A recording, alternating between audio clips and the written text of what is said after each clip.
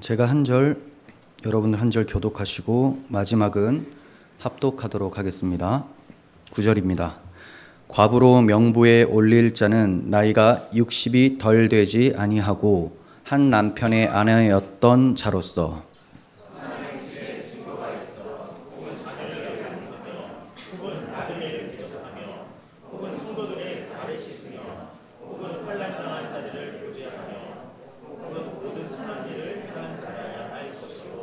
젊은 과부는 올리지 말지니 이는 정욕으로 그리스도를 배반할 때에 시집 가고자 함이니 처음 믿음을 저버렸으므로 또 그들은 게으름을 익혀 집집으로 돌아다니고 게으를 뿐 아니라 쓸데없는 말을 하며 일을 만들며 마땅하지 아니할 말을 하나니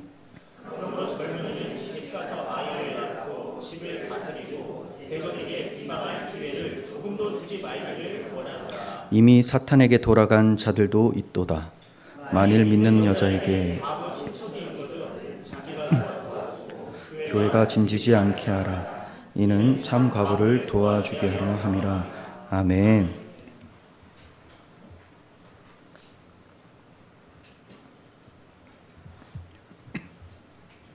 네, 오늘은 참 과부와 젊은 과부라는 제목으로 말씀을 전하도록 하겠습니다. 지난주에 이어서 참 과부에 대해서 계속해서 이어지고 있습니다. 지난 시간에 살펴본 대로 그 5절에서 이렇게 나와 있었죠. 참 과부는 외로운 자라고 했어요. 외로운 자. 이 외로운 자라는 것은 남편이 없고 자식들도 없고 돌봐줄 사람들이 없고 경제적으로 스스로 일어날 수 없는 노쇠한 상태의 사람을 외로운 자라고 얘기를 하죠. 또한 하나님께 소망을 두어서 주야로 하나님께 간구하고 기도하는 사람, 이런 사람을 참 과부라고 얘기를 합니다. 그리고 문맥상 초대교회의 참 과부는 아마도 재혼하지 않고 남은 삶을 온전히 하나님께 헌신하며 하나님의 교회에 봉사를 하고 그렇게 힘쓰는 사람, 힘쓰기를 결단하는 사람으로 보여집니다. 바울이 독신으로 평생을 주께 헌신한 것처럼 참 과부도 그러한 결단을 한 사람으로 이제 보여져요. 이러한 정신은 구약 시대에는 나실인 제도가 있었는데 좀 유사하다. 평생을 또는 일정한 기간을 하나님 앞에 헌신하는 결단을 한 사람, 이런 사람을 나실인이라고 하는데 신약에 넘어와서는 이렇게 과부, 평생을 재혼하지 않고 하나님께만 내가 충성을 다하겠습니다, 이렇게 결단하는 모습으로 나타납니다. 바울은 이런 사람을 과부의 명단에 올리라고 얘기를 하고 있어요. 9절을 보시면 과부로 명부에 올릴 자는 나이가 60이 덜 되지 않은 사람, 그리고 한 남편의 아내였던 사람이라고 얘기를 하죠. 명부에 올리게 되면 이제 이렇게 참 과부는 교회가 부양을 하게 됩니다. 교회가. 그런데 남편이 없는 모든 자를 명부에 올리라는 것은 아니에요. 60대가 안 된 젊은 과부는 명단에 올려서는 안 된다, 이렇게 말씀을 합니다. 그러니까 자신을 돌보아줄 가족도 없고 노쇠하여 경제적 자립이 어려운 사람, 이 사람에 한해서 명부에 올려야 된다라는 거죠. 또 명부에 올릴 자를 한 남편의 아내였던 자라고 얘기를 하고 있어요. 이것은 결혼 생활 중에 외도하지 않고 충실했던 사람, 충실했던 사람을 말씀합니다. 이런 기준은 우리가 앞에서 살펴본 감독과 집사의 기준과 굉장히 비슷합니다. 그러니까 단순히 이 참 과부라고 할 때는 경제적으로 어려워서 도움을 받아야 되는 사람, 이 정도가 아니에요. 그렇게 부족하여서 이제 도와줘야 될 부분도 있지만 또 교회가 이 사람의 믿음을 굉장히 높이 평가하면서 믿음의 본이 되어 도전을 받게 하고 또 이제 덕이 되는 이런 사람이 참 과부로 올라가게 되는 거예요. 두 가지죠. 경제적으로 어렵고 스스로 형편이 서기 어려운 사람, 동시에 믿음의 본이 되어서 교회적으로 덕을 세워주는 사람. 이러한 부분이 이제 참 과부에게 있어야 됩니다. 그래서 선한 행실에 여러 증거가 있어야 된다고 10절에서 말씀을 하고 있는 거예요. 선한 행실의 증거가 있어 혹은 자녀를 양육하며, 혹은 나그네를 대접하며, 혹은 성도들의 발을 씻으며, 혹은 환난 당한 자들을 구제하며, 혹은 모든 선한 일을 행한 자라야 할 것이요. 먼저 살펴볼 것은 자녀를 양육하며입니다. 이것은 아직까지도 자녀가 있어서 양육해야 될 어린 자녀가 있다라는 것을 얘기하는 것이 아니고, 자녀를 잘 양육했거나 또는 이제 교회의 어린아이들 또는 조금 더 넓게 봐서 이제 나이가 좀 많기 때문에 성도들을 자녀처럼 생각하면서 어머니의 마음으로 품을 수 있는 이런 성품을 얘기를 하는 거예요. 그리고 모성애를 이렇게 잘 실천함으로써 여자가 할 수 있는 위대한 일 중에 하나가 바로 이렇게 돌보고 양육하는 부분이다라는 것을 잘 보여줄 수 있는 사람, 이러한 덕목이 있어야 된다는 걸 보여주는 거죠. 자, 그리고 나그네를 대접하는 자라고 합니다. 초대교회에서 나그네들 여행객들이 많이 있었습니다. 그래서 이 나그네를 접대하는 일이 하나의 공식적인 일이었어요. 그러므로 이런 일들을 잘 감당할 수 있는 사람들이 필요했습니다. 나그네를 대접한 과부로서는 그 엘리야를 대접한 사르밧 과부가 있고요. 또 엘리사를 대접한 수넴 여인이 있습니다. 또 신약에 넘어와서는 바울과 실라가 옥에 갇혔다가 놓였을 때 자기 집으로 영접을 했었던 루디아라고 하는 여자가 있죠.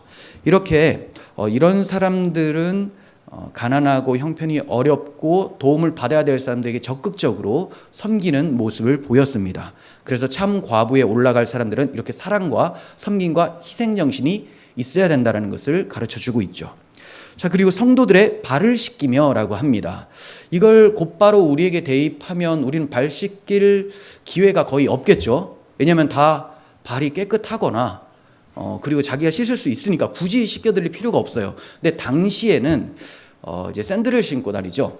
그리고 모래바람 때문에 발이 금방 더러워집니다. 근데 발 씻기는 일은 사실 종이 하는 일인데 예수님께서 이 일을 제자들에게 행하셨어요. 자, 이거와 같이 정상적으로 뭐 건강한 사람, 이런 사람들의 발을 씻기라는 것이 아니라 아마도 이 과부는 교회에 몸 상태가 불편한 사람들, 혼자 씻기 어려운 사람들을 이제 손수 도와주면서 씻겨 주었던, 또 그 외에 여러 어려운 부분들을 자기가 친히 종처럼 낮아져서 희생하며 섬겼었던 이런 본을 보인 사람이다라고 할 수가 있습니다. 자, 그리고 환난 당한 자들을 구제하며 모든 선한 일을 행한 자라야 할 것이다, 이렇게 얘기를 해요.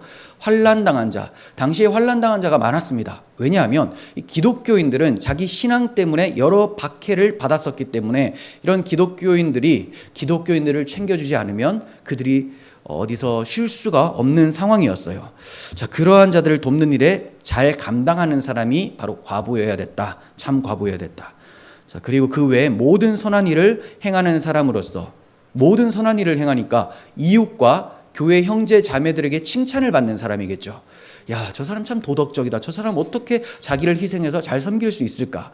이렇게 이 참 과부를 봄으로써 기독교회가 얼마나 도덕적이고 그리스도의 성품을 닮아가는지를 만천하에 보여줄 수 있는 이런 사람이라고 얘기를 합니다. 그러니까 우리가 지금 참 과부를 살펴보고 있지만 이거는 저분들에게만 해당돼야 되는 사항이다, 이게 아니라 우리 모두가 그러한 예수님을 닮은 모습이 필요하다는 것을 인지를 하셔야 됩니다. 그렇게 이제 늙어가고 또 남편이 돌아가시게 되면 그러한 사람이 참 과부로 명부에 올릴 수가 있게 되는 것이죠. 우리는 항상 우리가 그러한 준비된 사람이 될 수 있도록 자신을 돌아봐야 되는 거예요. 자, 그러므로 참 과부는 단순히 구제의 대상뿐만이 아니라 믿음의 본이 되는 사람, 성도들에게 본이 되어서 성도들을 위로하고 권면해 줄 수 있는 사람인 거죠. 오늘날의 이제 권사의 직분에 해당한다고 볼 수가 있습니다. 권사님들이 나이가 좀 있으시죠. 그리고 돕고 위로하는 일들을 많이 하지 않습니까? 그래서 이 참 과부가 그러한 일들을 감당했을 것으로 이제 예상이 됩니다. 이러한 과부들은 교회의 짐을 지우는 사람이 아니라 도리어 교회의 짐을 져주는 사람이 되는 거예요. 뒤에 가면 16절에 가면 마치 과부를 친족들이 돌보지 않으면 교회의 짐이 된다, 이렇게 이제 표현이 돼요. 이것은 경제적으로 얘기를 하는 거예요.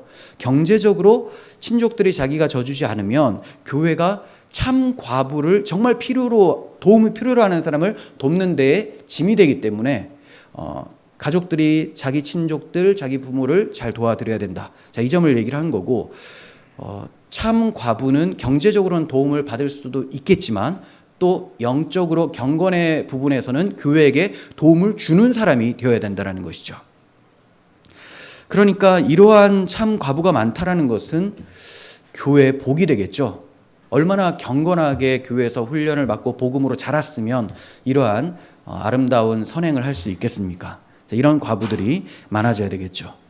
반면에 6절에 보시면 향락을 좋아하는 과부도 있다고 얘기를 하죠. 지난 시간에 살펴봤는데 향락을 좋아하는 과부라고 해요. 당시에 사회 전체적으로 물질적인 풍요가 없었고 또 고용의 기회가 적었기 때문에 이 과부들이 어떤 특별한 일을 해서 평범한 일을 해서 돈 벌기가 상당히 어려웠습니다. 안 그래도 여성분들은 당시에 일을 하기가 어려웠는데 과부고 좀 그러다 보니까 더 이제 제한이 되는 것들이 많았어요. 그래서 많은 과부가 매춘과 같은 부도덕한 방법으로 생계를 유지하고 있었어요. 불신자들이죠. 불신자들. 자, 그런데 교회 안에서도 이런 일들을 하는 사람이 있었다라는 것을 바울은 얘기를 하고 또 이렇게 될 수도 있다라는 것을 굉장히 염려를 하면서 글을 쓰고 있는 거예요. 이런 데 빠져 있거나 또 세속적이며 방탕하게 살아가는 과부는 살았으나 죽은 자라고 바울은 말을 합니다. 살았으나 죽은 자. 이 말은 앞에서 살았으나라는 것은 생물학적으로 살아있는 거죠. 하지만 죽었다라는 것은 영적으로 죽어있는 상태예요. 영적으로 죽어있다라는 것은 하나님을 향하여서 살아가지 못하는, 하나님의 뜻에 반응하지 않고 자기 욕망에 따라 사는 것을 생활 방식으로 여기는 사람이라고 말을 하는 것이죠. 과부는 남편의 매임에서 해방이 된 일종의 자유인입니다. 로마서 7장에 보면 남편이 살았을 때는 다른 곳으로 시집을 갈 수가 없지만 그 사람이 죽게 되면 이제 놓인다라고 표현이 되어 있어요. 그러니까 일종의 자유인이에요. 자, 그런데 이러한 자유로 오직 주님을 위해서 헌신하는 것이 참 과부라고 설명을 하고 있고 또 반대로 육체의 기회로 삼는 거예요. 나는 이제 남편이 없으니 내 마음대로 해도 되겠다라고 하면서 육체의 기회로 삼아서 향락을 좋아하고 즐기는 사람들이 있었다. 자, 이 점을 바울이 지적을 합니다. 그들을 가리켜서 살았으나 죽은 자라고 얘기를 하고 있는 거예요. 그러니까 살아야 할 본래 목적을 상실한 사람입니다. 삶의 목적이 무엇입니까? 하나님께 영광을 돌리고 그 하나님 안에서 평안을 누리면서 사는 것이죠. 그러니까 하나님께 영광, 그 영광의 하나님을 누리면서 하나님 안에서의 안식을 살아가는 사람들. 자, 이런 것이 바로 삶의 목적이에요. 이것은 하나님의 법에 사랑으로 순종할 때 가능한 것입니다. 그러나 초대교회 때부터 오늘날까지 하나님이 아닌 자기 육체를 위해 사는 것을 목적으로 여기며 사는 사람들이 많이 있어요. 어디에 있냐? 교회 안에. 교회 밖에는 다죠, 다. 하나님 없이 자기가 스스로 왕이 되어서 육체의 욕망을 따라서 사는. 근데 교회 안에도 초대교회부터 지금까지 있습니다. 사탄은 교회 안에 죄가 누룩이 퍼져나가듯이 영향력을 뻗어나가도록 역사하기 때문에 교회 안에도 있게 마련이에요. 특히 육체의 쾌락을 이용해서 유혹을 하고 넘어뜨립니다. 이러한 유혹은 젊은 과부가 더욱 많이 받을 수가 있기 때문에 젊은 과부는 명부에 올리지 말라라는 말씀을 이어서 하고 있는 거예요. 11절 12절 봅니다. 젊은 과부는 올리지 말지니 이는 정욕으로 그리스도를 배반할 때 시집 가고자 함이니 처음 믿음을 저버렸으므로 정죄를 받느니라. 네, 이 바울 사도는 60대가 안 된 사람을 젊은 과부로 지칭을 하고 있어요. 이러한 젊은 과부는 참 과부의 명부에 올리지 말라고 합니다. 왜냐하면 정욕으로 그리스도를 배반할 때 시집 가고자 하려 합니다. 자, 이렇게 얘기를 해요. 재혼하게 될 염려가 있기 때문에 명부에 올리지 말라, 이렇게 얘기를 하고 있어요. 그런데 참 이 말씀이 좀 난해 구절이긴 합니다. 뭐 어떻게 해석을 해도 해석은 가능해요. 교리적으로 큰 충돌 없이 가능한데 바울이 정말 뭘 얘기하는지 정확하게 알기는 좀 어려운 말씀이라는 거예요. 사도는 젊은 과부가 시집 가고자 하는 것을 그리스도를 배반한 것, 처음 믿음을 저버리는 것이라고 지금 말을 하고 있어요. 그리고 정죄받는다까지 말을 하고 있습니다. 너무 강한 어조죠. 아니 결혼하는 거? 재혼한 거 뭐 이렇게까지 얘기를 하나? 이거는 오해하시면 안 됩니다. 바울이 사별 후에 재혼 자체를 하면 정죄받는다고 말을 하는 게 아니에요. 오히려 뒤에는 그 젊은 과부들에게 재혼을 하는 것을 권장을 합니다. 그것이 더 낫다라고 얘기를 하고 있어요. 그럼 바울이 지금 여기서 무엇을 얘기하고 있는 것이냐? 바울은 지금 주 안에서의 재혼을 가리키는 것이 아니라 정욕으로 인해서 믿음을 버리고 불신자와 연합돼서 불신자의 삶을 살아가게 되는, 자, 이것을 지적하는 것이라고 저는 생각을 하고 있어요.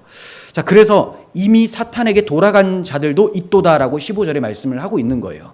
사탄에게 돌아간 자가 있다는 것은 믿음을 버려버린 것이죠. 자, 어떤 분들은 여기에서 처음 믿음을 저버렸다라고 할 때 처음 믿음을 내가 참 과부로서 평생을 재혼하지 않고 하나님께 헌신하겠습니다라고 한 서약으로 보기도 합니다. 저도 처음에는 그렇게 보였는데 전체 문맥에서 그것도 연결은 되는데 좀 더 자연스럽게 하기 위해서는 이게 그리스도와 그분의 복음을 믿는 믿음을 버렸다, 이렇게 보는 것이 더 낫다고 생각이 돼요. 그래서 그 그리스도와 그 복음을 믿는 믿음을 버렸기 때문에 정죄를 받는 것이죠. 그러니 단순히 서약한 것을 못 지켜서가 아니라, 물론 서약하는 것을 지켜야 되죠. 그건 맞아요. 하지만 원래 가지고 자기가 믿는다고, 예수님과 그분의 복음을 믿는다고 고백했던 것을 정욕 때문에 버립니다. 왜냐하면 세속적으로 살고 싶으니까. 그래서 불신자하고 결혼해서 점점 방탕하게 나가는 이 상태를 가리켜서 정죄를 받는다고 하고 사탄에게 이미 넘어간 사람도 있다라고 말씀을 하고 있는 거예요. 자, 이런 자들은 세속적이기 때문에 여러 가지 문제를 발생시키겠죠. 그래서 13절에서 젊은 과부들 중에 이런 사람들이 정말 있다라는 것을 바울이 얘기하고, 그럴까봐 염려해서 명부에 올리지 말라고 하는 것임을 얘기를 합니다. 그러니까 그 당시에 이런 사람이 있고요. 또 젊은 과부는 이런 일들을 행할 수 있는 위험이 너무 크다라는 것을 경계케 하고 있어요. 13절 봅니다.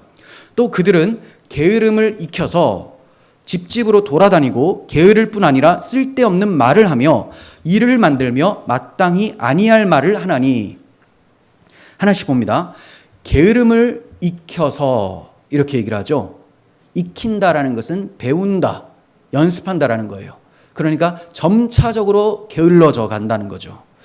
참 과부들이 교회를 위해 봉사하며 하나님께 밤낮 기도하며 헌신하는 것과 반대로 이 젊은 과부들은 신방을 핑계로 집집마다 돌아다니면서 사람들을 만나 쓸데없는 이야기를 늘어놓으면서 게으름을 점점 몸에 익힙니다. 할 일이 없는 거예요. 지금 애들도 뭐 다 컸고 이제 남편도 없고 할 일이 없으니까 오늘 저기 한번 가봐야 되겠다. 가서 조잘 해요. 명부에 오른 참 과부의 임무 중에 교인들의 집을 방문해서 신앙적 상담과 조언을 하는 일이 있었습니다. 제가 그래서 권사의 직분과 굉장히 비슷하다고 말씀을 드렸죠. 권사님들도 신앙이 연약한 자, 또 힘든 자, 이런 사람들에게 찾아가서 위로하고 또 하나님 말씀을 전해주고 이런 걸 하지 않습니까? 자, 이런 것들을 핑계 삼아서 자기도 이제 과부라고 나도 신방하겠다, 가서 별의별 얘기를 다 꺼내놓는 거예요. 그래서 이제 쓸데없는 말이라고 먼저를 합니다. 쓸데없는 말.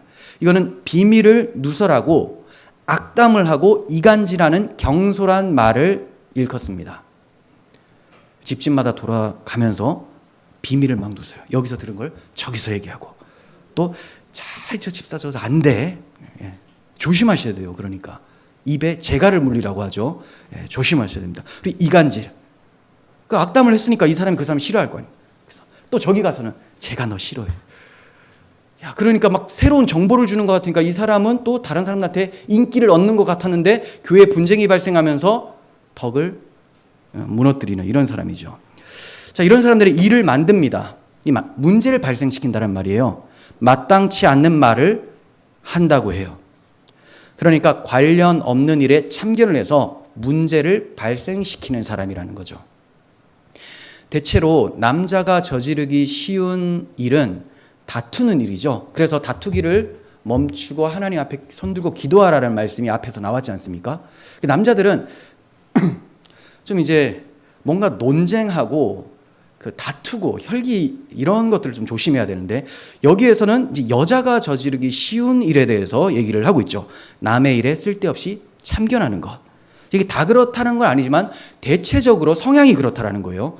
그래서 당시 믿음을 버리고 정욕에 빠진 몇몇 과부들의 이러한 행동으로 문제가 커지게 되고 이웃과 교회에 덕이 되지 않았었던 거죠.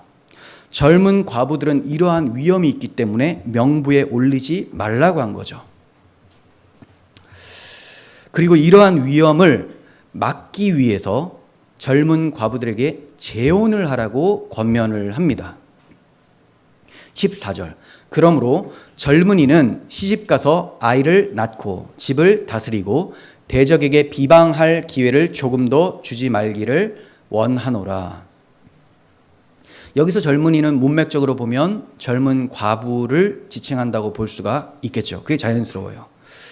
젊은 과부들이 재혼을 하게 되면 할 일이 많아집니다. 집안일을 해야 되고 남편도 이제 도와드려야 되고 이래야 되기 때문에 할 일이 많으니까 게으를 시간이 없죠. 쓸데없는 말을 하면서 집집마다 돌아다니고 분쟁을 일으킬 기회가 점점 줄어들게 되죠. 그래서 기독교를 적대시하는 자들에게 비방할 기회를 조금도 주지 말라, 이렇게 얘기를 합니다. 그러니까 젊은 가부는 무조건 재혼해라, 이게 아니에요. 네. 가능하면 재혼을 하게 돼서 할 일이 많아지게 되면 이러한 위험을 피할 수 있으니 이 대적에게 비방할 기회를 주지 말라, 이렇게 말씀을 하고 있습니다. 조금도라는 말은 사실 원문에는 없어요. 네, 근데 좀 강조를 하고 있는 거죠. 자, 이어서 바울은 이미 사탄에게 돌아간 자들도 있도다라고 무서운 실태를 말해줌으로써 교인들을 경계해 줍니다. 15절이죠. 이미 사탄에게 돌아간 사람들도 있다. 돌아간 과부들, 사탄에게. 그러니까 젊은 과부 중에 일부는 이미 처음 믿음을 저버리고 여러 부도덕한 행위에 빠져서 교회의 무리를 일으키고 있었던 거였죠. 바울이 편지를 쓰면서 이걸 전에 들었기 때문에 이렇게 편지를 쓰고 있는 거예요. 여기서 우리가 얻게 되는 교훈은 믿음에서 떠난 자는 반드시 사탄의 노예로 전락할 수밖에 없다라는 거예요. 믿음에서는 떠났지만 사탄의 노예는 아니다, 이런 거 없어요. 사탄의 노예에서 해방이 되면 반드시 하나님의 충성된 종이 되는 것이고, 하나님의 종이길 포기하게 되면 사탄의 종이 될 수밖에 없게 됩니다. 중간지대는 없어요. 이처럼 처음 믿음을 저버릴 수 있었다. 이 저버릴 수 있는 믿음은 거짓 믿음이죠. 잘 아셔야 됩니다. 우리가 진짜 인격적으로 예수님을 영접했어요. 복음을 믿었습니다. 자, 그건 누가 가능케 하는 거냐? 허물과 죄로 죽은 자가 하나님의 아들과 그 아들의 복음을 믿을 수 있는 것은 스스로의 힘으로는 불가능하겠죠. 성령께서 죽어있던 영혼을 변화시켜서 살려놓으시고 그 복음을 이해케 하시고 그리스도의 복음을 믿어서 그리스도의 영이 거하게 되시는 거예요. 그러니까 다 성령의 사역입니다.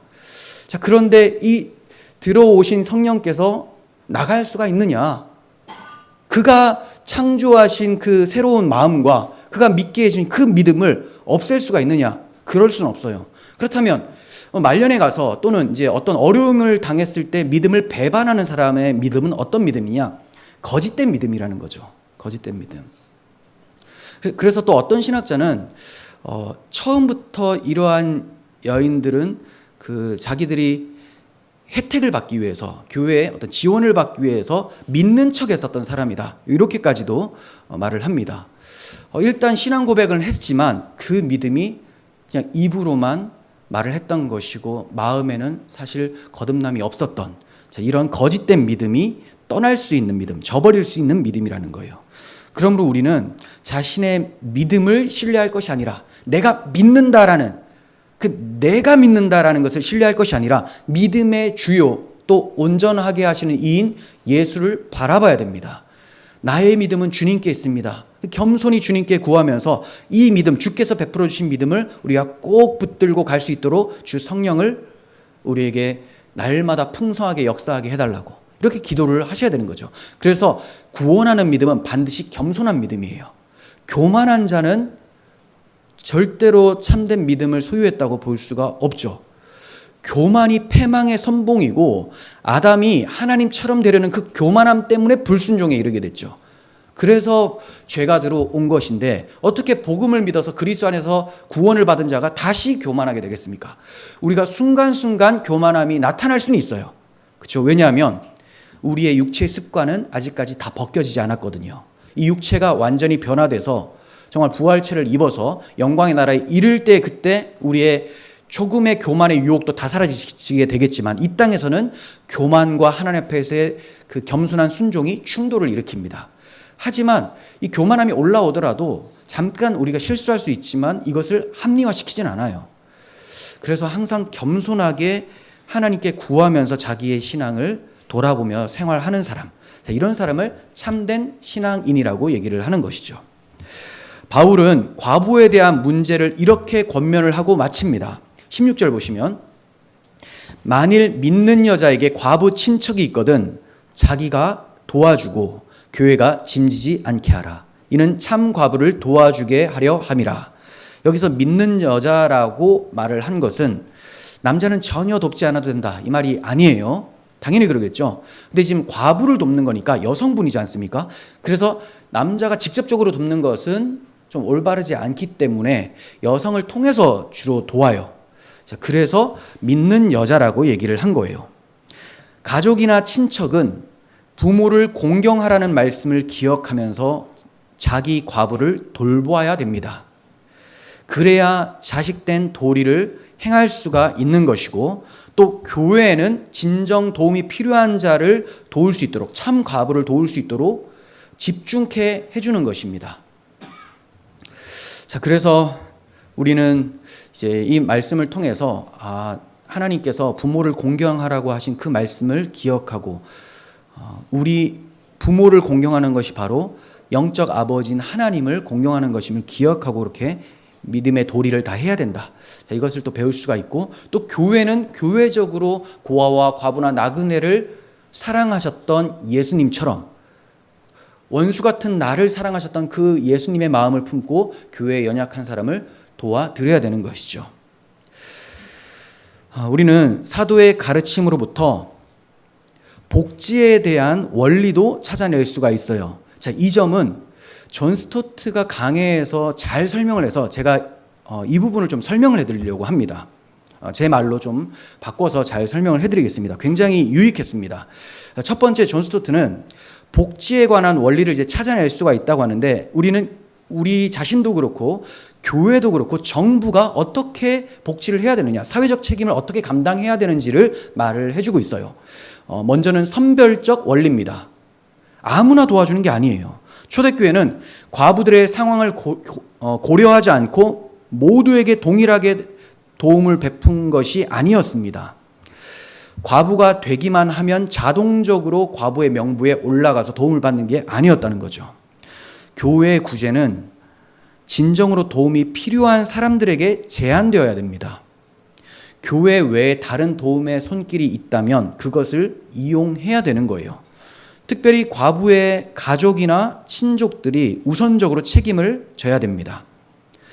교회가 사회적 책임을 감당하는 것이 다른 사람들의 무책임을 조장하는 것이 되어서는 안 돼요. 굉장히 중요한 말씀입니다. 교회가 사회적 책임을 감당하는 것 때문에 마땅히 자기가 감당해야 될 도의적인 책임들을 도외시할 수 있다는 것. 이건 위험한 일이라는 거예요. 그냥 단순히 교회는 옆에서 돕는 거죠. 옆에서. 또한 정부의 복지 프로그램도 개인이나 가족의 의무를 대신하는 것이 되어서는 안 됩니다. 그것을 보조하는 정도가 돼야 돼요. 요즘에 이런 거 많죠. 복지 혜택이 점점 커지고 확대되어서 양육 수당도 나오고 또 여러 가지 수당들이 나와요. 사실 받는 사람 입장으로는 좋죠. 나에게 이렇게 오니까. 그런데 이것이 너무 극대화되고 커지게 되면 내가 해야 될 것을 마치 나라가 해줘야 되는 것으로 착각을 하게 됩니다. 내 자녀는 내가 키우는 거죠. 나라가 키우는 게 아니에요. 도와주는 개념인데 왜 나라에서 이런 거 안 해주냐. 헬조선 이런. 그 사람이 헬의 상태예요 지금. 자기가 해야 될 거를 모르고 있는 거죠. 도덕적이지도 않아요. 책임감도 없습니다. 자기가 최선을 다하면서 자기 할 것 하면서 또 이제 뭐 선생님들에게도 이런 것들을 좀 도와달라고 요구를 하고 이래야 되는 건데 다 맡겨버려요. 또 뭐 양육도 마찬가지죠. 교회에 교회가 알아서 좀 교육시켜줬으면 좋겠다. 네, 교회는 교육을 시키죠. 하지만 집에서부터 양육과 교육이 계속 이루어지고 할 걸 하면서 교회가 돕는 것이 되어야 되지, 교회에 완전히 신앙생활을 다 맡겨버린다? 그거는 안 된다는 거죠. 내가 할 걸 해야 되는 거예요. 자, 그래서 정부도 그렇고 교회도 그렇고 어떤 복지가 너무 커져버리면 내가 개인이 해야 될 것을 하지 않게 되는 그런 이상한 현상이 발생될 수 있다는 것을 기억하셔야 됩니다. 자, 그리고 두 번째는 존엄성의 원리예요. 존엄성의 원리. 참 과부의 건강과 체력이 허락되기만 한다면 도움을 받는 자들과 봉사하는 자들은 같아야 된다고 얘기를 합니다. 스토트는 이렇게 얘기를 해요. 도움을 받는 사람과 도움을 주는 사람은 같은 사람이어야 된다. 그러니까 도움을 받는 사람들이 자신의 능력에 따라 다른 이들에게 도움을 줄 수 있도록 기회를 줘야 된다는 거예요. 그렇지 않고 도움을 받기만 하고 당신 아무것도 하지 마세요. 내가 할 수 있는데도 그냥 받기만 하세요. 이거는 이 사람을 비하하는 게 돼버리는 거예요. 이 사람의 존엄성을 짓밟는 것이 됩니다. 할 수 있는 것에 대해서는 봉사를 할 수 있도록 해야 되는 거죠. 그래서 교회에 어려운 사람이 있으면 도와드릴 수가 있습니다. 도와드릴 수 있지만 그냥 받는 것으로 만족하도록 만드는 것이 아니라 당신도 교회를 위해 헌신할 수 있도록 최선을 다하십시오. 이 기회를 줄 수 있어야 됩니다.